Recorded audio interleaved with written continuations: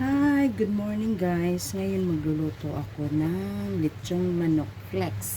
So ngayon guys, may leftover kami kasi birthday ng kapatid ko kahapon. So may leftover kami ng lechong manok. So ngayon guys, sayang naman na itatapon so akasawa naman guys kung prito lang. So i-twist ko siya guys ang lechong manok flakes. So ngayon guys, nagpainit na ako sa kaldero ng mantika.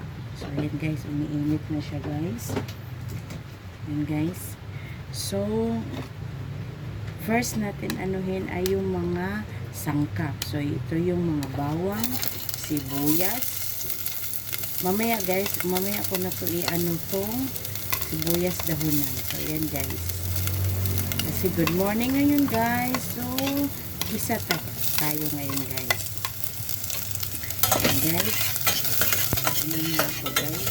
So, ayan dito na siya guys. So, ayan natin naluto ang kanya, ang bawang at saka sibuyas. Masarap yung naluto siya guys. So, next natin kasi naluto na, nangamoy na ang kanyang amoy, aroma. So, ilalagay natin yung lechong manok na yung hinimay-himay ko yan guys. Hindi ko kinakamay ko guys ha.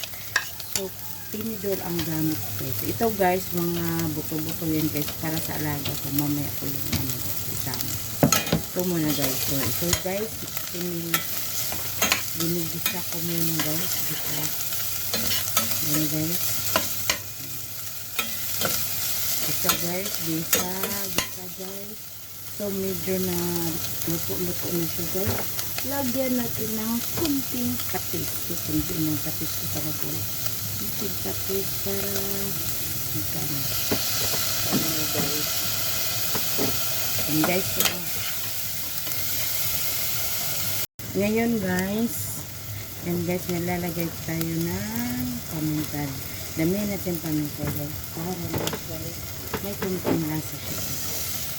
Next is, so para siyang napagod guys, lalagyan natin ng konting mantika.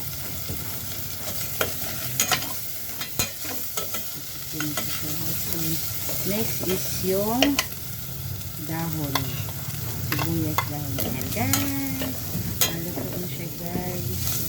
Nilagyan ko na. Yung upo guys, isama ko na guys. May lasa-lasa ng pagkain ng aso ko guys.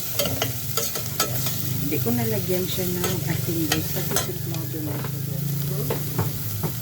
Tignan konti na tuloy guys.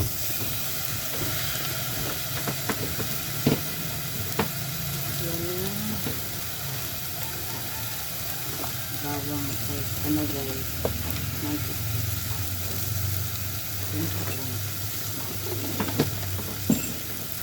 so yan guys. Yan guys. Ganyan lang guys. So, kape muna tayo guys. Kape. So guys, thank you for watching. Happy eating. Bye.